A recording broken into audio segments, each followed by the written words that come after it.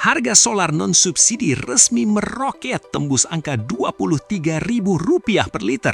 Dan jujur saja, ini adalah gempa bumi buat para penganut aliran torsi badak di Indonesia. Terutama buat kalian yang di garasinya nangkring SUV gagah sekelas Pajero Sport atau Fortuner yang selama ini dianggap sebagai simbol kemapanan sekaligus efisiensi.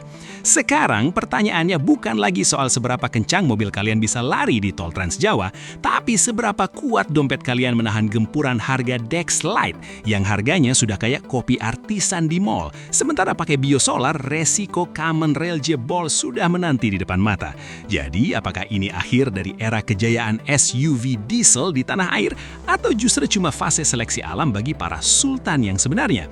Oke, jangan panik. Mari kita ulas detail-detailnya. Jadi semuanya berawal dari fluktuasi harga minyak mentah dunia yang lagi nggak karuan gara-gara tensi geopolitik di Timur Tengah yang nggak kunjung adem. Karena kita masih bergantung pada impor, otomatis harga bahan bakar non-subsidi kayak Dex Lite dan Pertamina Dex ikut terkerek naik mengikuti mekanisme pasar global. Dan April 2026 ini jadi puncaknya. Di Indonesia, fenomena ini jadi unik karena kita punya dualisme solar. Ada biosolar yang murahnya minta ampun karena disubsidi negara, dan ada diesel berkualitas tinggi yang harganya sekarang bikin sesak napas. Masalahnya, mesin-mesin modern kayak 4N15 milik Pajero Sport atau 1GD FTV punya Fortuner itu bukan mesin sembarangan yang bisa diet sembarangan juga. Mereka punya standar emisi Euro 4 yang sangat ketat.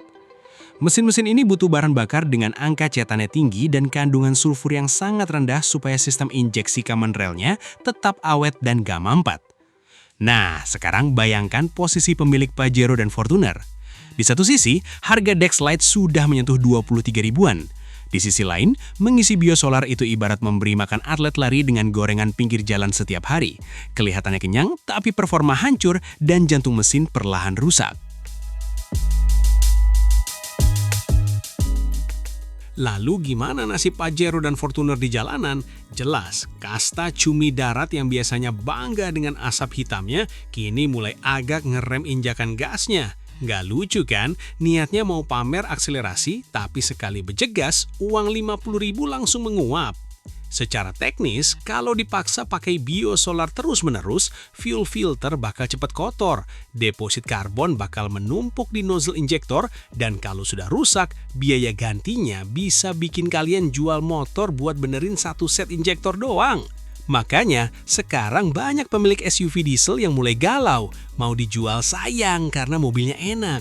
Mau dipakai harian kok rasanya lebih mahal daripada cicilan rumah di pinggiran Jakarta. Kondisi ini langsung merembet ke pasar mobil bekas.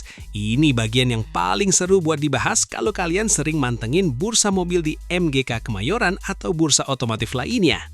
Para pedagang mobil bekas sekarang lagi pusing 7 keliling.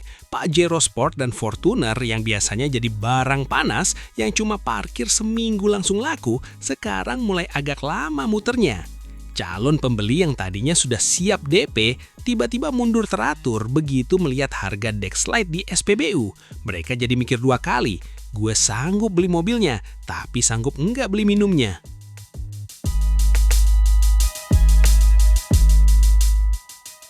Stok Pajero dan Fortuner di showroom mulai menumpuk. Hukum pasar berlaku. Ketika permintaan turun tapi stok banyak, harga unit bekasnya mulai goyang. Beberapa pedagang bahkan mulai berani kasih diskon gede-gedean demi unit yang lepas. Tapi jangan salah, bagi pembeli yang cerdas atau punya budget lebih, ini justru waktu yang tepat buat sikat unit tahun muda dengan harga miring. Dengan catatan, mereka memang punya budget operasional yang sehat. Di sisi lain, pedagang mobil second juga mulai banting setir. Mereka mulai rajin stok mobil-mobil hybrid atau mobil bensin yang lebih irit karena konsumen sekarang mulai realistis.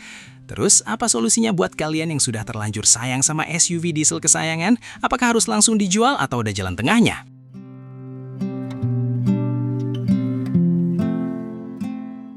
Solusi pertama yang paling sering diambil adalah turun kasta soal bahan bakar tapi dengan perawatan ekstra. Banyak yang pakai biosolar tapi ditambahin additive solar atau diesel purge secara rutin setiap 5.000 atau 10.000 kilometer. Ini solusi setengah matang sebenarnya. Bisa membantu membersihkan injektor, tapi tetap saja nggak bisa mengubah kualitas dasar bahan bakar yang rendah cetain. Mesin bakal terasa lebih kasar dan getarannya lebih berasa sampai kabin. Solusi kedua, yang lebih teknis, adalah memasang double fuel filter. Jadi ada filter tambahan yang bertugas menyaring kotoran dan kandungan air dari biosolar sebelum masuk ke filter utama dan mesin. Ini cukup efektif untuk menjaga komponen injeksi, tapi ya itu tadi, kalian harus rajin cek dan ganti filter secara berkala. Capek di perawatan, tapi aman di kantong harian. Solusi ketiga, ya balik lagi ke gaya mengemudi. Kalau biasanya kalian hobi kick down di tol, sekarang coba belajar teknik eco driving. Tahan ego kalian, biarkan bus antar kota nyalip. Yang penting konsumsi BBM tetap irit. Tapi kalau kalian sudah benar-benar lelah dengan drama harga solar, mungkin ini saatnya mempertimbangkan untuk pindah ke lain hati. Saat ini, pasar mobil hybrid di Indonesia lagi seksi-seksinya. Lihat saja Innova Zenix Hybrid yang penjualannya gila-gilaan. Iritnya dapat, tenaganya instan, dan gak perlu pusing mikirin kualitas solar. Untuk para pecinta Pajero dan Fortuner garis keras, kenaikan harga ini sebenarnya adalah ujian loyalitas. Apakah kalian mencintai SUV ini karena fungsinya atau cuma karena gengsinya?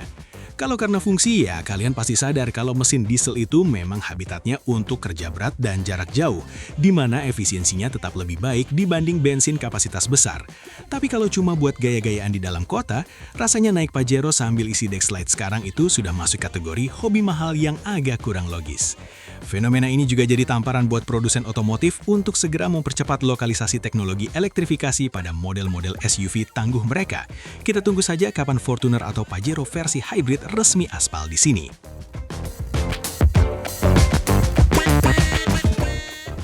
Intinya, kenaikan harga solar ini adalah cara alam dan ekonomi untuk menyeleksi siapa yang benar-benar sanggup memelihara badak di garasinya.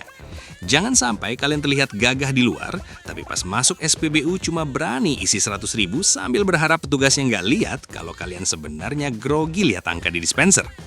Jadi, buat kalian pemilik Pajero dan Fortuner, selamat berjuang dengan pilihan masing-masing. Mau tetap bertahan dengan harga Dexlite yang fantastis, atau mulai berdamai dengan teknologi baru? Pilihan ada di tangan dan dompet kalian.